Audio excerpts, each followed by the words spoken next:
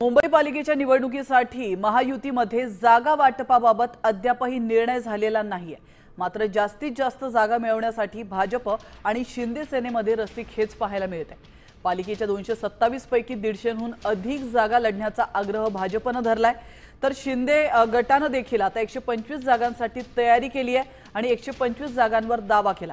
त्यामुळे महायुतीमध्ये समसमान जागा वाटप होणार की भाजप स्वतःकडे जास्त जागा घेणार याबाबत उत्सुकता शिगेला पोहोचली आहे। मात्र या परिस्थितीत समसमान जागांसाठी शिंदे सेनेने आग्रह धरलाय।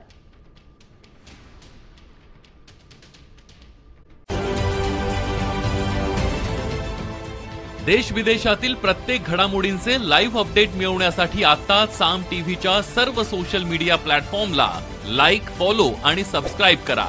तसंच सर्व नोटिफिकेशनसाठी बेल आयकॉन प्रेस करायला विसरू नका।